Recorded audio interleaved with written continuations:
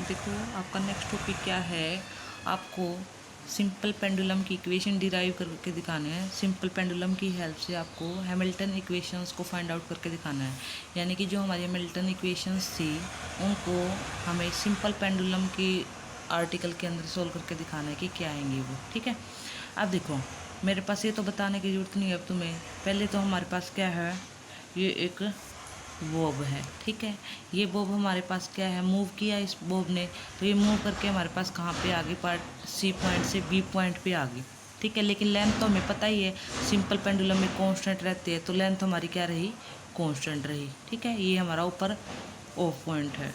फिर उसके बाद देखो अगर मेरे पास क्या है, अगर मैं यहाँ से लेती हूँ ए बी पॉइंट से डिस्प्लेसमेंट, ए बी से हमारे पास एक्स हो गई और ओ सी हमने क्या ले ली, वाई है।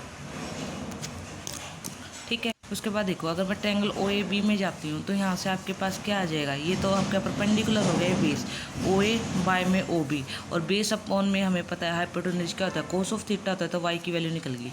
फिर उसके बाद हम ट्रायंगल ओ ए बी में गए, ओ बी में अगर मैं ए बी बाय में ओ बी करती हूँ तो क्या आ जाएगा, perpendicular upon hypotenuse sine of, तो एक्स की वैल्यू आ गई। फिर मैंने क्या किया, एक्स की हेल्प से D x by D T निकाल लिया और वाई की हेल्प से D Y by D T निकाल लिया। क्यों, क्योंकि हमें क्या निकालना है, काइनेटिक एनर्जी निकालनी है। काइनेटिक एनर्जी होता है हाफ एम वी स्क्वेयर। अब बात आते हैं वी स्क्वेयर की जगह पे ये कैसे लिखा, तो हमने एक जब डायनेमिक्स के अंदर फर्स्ट चैप्टर किया था तो वेलोसिटी का फॉर्मूला होता है d x by D t का whole square plus d Y by D t का होल स्क्वायर, उसका स्क्वायर रूट, और डी एक्स बाई अगर मैं स्क्वेयरिंग ऑन बोथ साइड करता तो वी स्क्वायर की वैल्यू आ जाती थी d x by D t का whole square plus d Y by D t का होल स्क्वायर, और d x by D t क्या है, x dot, D Y by D t क्या है, वाई डॉट। तो आपके पास एक्स डॉट और वाई डॉट की वैल्यू ऑलरेडी आपके पास आ चुकी है। तो जैसे ही आप एक्स डॉट और वाई डॉट की वैल्यू रखोगे, l square theta dot square common निकालते ही अंदर जो cos square theta plus sine square theta ये 1 बना देगा। यानी कि ओवरऑल आपके पास क्या आ गया, काइनेटिक एनर्जी आ गई half m l square theta dot square. ठीक है, ये तो वही प्रोसीजर है जो हमने लास्ट टाइम पे किया था। उसके बाद है वी, वी क्या होते हैं, एम जी, और डिस्प्लेसमेंट। अब देखो कितनी डिस्प्लेस हुई है, ए सी। अगर मैं इस ए सी को निकालना चाहूँ पूरे ओ सी में से मुझे ओ ए घटाना पड़ेगा।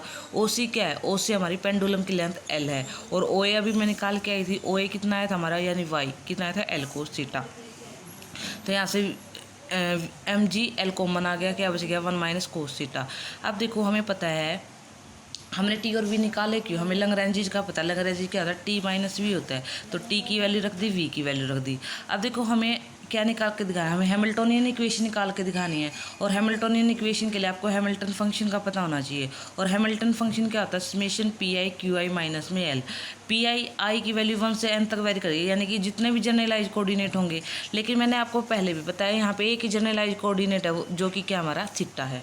अब देखो मैंने आपको एक फॉर्मूला बताया था कि क्या करली एल बाय में हम जो हैमिल्टन में उसमें क्या यूज करते हैं, करली एल बाय में करली क्यू आई डॉट था ना, उसकी जगह पे क्या यूज करते हैं, पी आई यूज करते हैं। लेकिन इस बार जो जनरलाइज कोऑर्डिनेट है वो थीटा है, तो करली एल बाय में क्या हो जाएगा, करली थीटा डॉट किसके इक्वल हो जाएगा, पी थीटा की। ठीक है, यहाँ पे हम पी थीटा क्यों कर रहे हैं, क्योंकि हमें हैमिल्टन फंक्शन के लिए क्या चाहिए, पी आई क्यू आई का डॉट माइनस एल, यानी कि मुझे ये चाहिए ना पी आई। तो इसके लिए मैंने क्या किया, सबसे पहले क्या किया, इस पी आई को ही निकाल लिया। तो यहाँ से पी आई कह रही हूँ, लेकिन यहाँ पे क्या निकलेगा, जो हमारा जनरलाइज कोऑर्डिनेट है वो थीटा है, तो पी थीटा की वैल्यू निकल के आ जाएगी, पी थीटा। उसके बाद एल का with respect to theta dot अगर हम डेरिवेटिव करेंगे तो क्या आ जाएगा, हाफ एम एल स्क्वायर, और थीटा डॉट का स्क्वायर था, अगर मैं इसका डेरिवेटिव करूँगा तो 2 आगे पावर में एक कम, 2 से 2 कैंसिल हो गया, तो पी थीटा की वैल्यू क्या आ गई, m l square theta dot, और थीटा डॉट की वैल्यू क्या आ जाएगी, पी थीटा बाय में एम एल स्क्वायर। अब जो हैमिल्टन फंक्शन था वो क्या था, summation p i q i dot minus के एल, लेकिन यहाँ पे तो एक ही जनरलाइज कोऑर्डिनेट, तो समेशन तो आएगा ना, तो क्या आ जाएगा, p theta theta dot q i क्या, जनरलाइज कोऑर्डिनेट थीटा डॉट का डॉट आ गया माइनस के एल। ठीक है, अब देखो P theta theta dot, P theta की वैल्यू हमारे पास, अब हमारे पास हमने क्या किया, यहाँ से जो वैल्यू थी हमारी पी थीटा की वैल्यू क्या थी हमारी, m l square theta dot, और थीटा डॉट ऑलरेडी था तो क्या बन गया, थीटा डॉट का स्क्वेयर। अब बात आती है ये पूरी टर्म क्या आई, अब देखो हमारे पास जो एल है फर्स्ट इक्वेशन में एल की वैल्यू ये आई थी, तो हमने यहाँ पे जाके सब्स्टिट्यूट कर दी, माइनस माइनस प्लस हो गया, और यहाँ सॉरी प्लस माइनस माइनस हो गया, और माइनस माइनस प्लस हो गया। ये देखो एक टर्म ये रही, हाफ ये रही, एक में से हाफ गया तो हाफ बच गई, और ये चीज़ एज इट इज आ गई। अब मैंने क्या किया, मैंने हैमिल्टन फंक्शन को जहाँ पे थीटा डॉट था उसकी जगह पे थीटा डॉट की वैल्यू रख ली, ये आ गई। हमने ऐसा क्यों किया, क्योंकि मुझे एच का with respect to p, Hamiltonian equation ये दोनों होती है, अब मुझे देखो, अगर मेरे पास ये थीटा में होता तो मुझे एच का with respect to p theta अगर हमें डेरिवेटिव चाहिए तो हमें मिलता नहीं, तो इसलिए मैंने क्या किया, पूरे के पूरे एच में पी थीटा में रिप्लेस करवा लिया। ठीक है, अब हैमिल्टन इक्वेशन 2 ये होती है, लेकिन यहाँ पे क्यू आई की जगह पे हमारे पास क्या है, हमारे सिस्टम के अंदर थीटा है, और पी आई की जगह पे क्या है, पी थीटा है, और क्यू आई डॉट की जगह पे, क्यू आई की जगह पे थीटा है, तो यहाँ पे क्यू आई डॉट की जगह थीटा डॉट आ गया, और यहाँ पे क्या आ जाएगा, माइनस का पी थीटा डॉट। ठीक है, अब देखो h का विद रिस्पेक्ट टू थीटा करेंगे तो सिर्फ यही फैक्टर का डेरिवेटिव होगा, और 1 माइनस कोस थीटा का क्या होता है हमारे पास, साइन थीटा, तो क्या बन गया m g l sine theta, इसका जो माइनस था इधर लगा दिया, पी थीटा डॉट की वैल्यू आ गई। उसके बाद देखो curly h by second Hamiltonian equation क्या होती थी, curly h by curly p i equal to में क्यू आई डॉट, ये कल मैंने निकलवाई थी आपको, पी आई की जगह पी थीटा, यहाँ पे थीटा डॉट है, करली एच का with respect to p theta अगर डेरिवेटिव करोगे तो क्या आ जाएगा, पी थीटा बाय में एम एल स्क्वायर, यहाँ से थीटा डॉट आ गया। अब देखो यहाँ से हमारे पास ये दोनों क्या आ गई, हमारी हैमिल्टनियन इक्वेशन आ गई, किसके लिए, सिंपल पेंडुलम के लिए।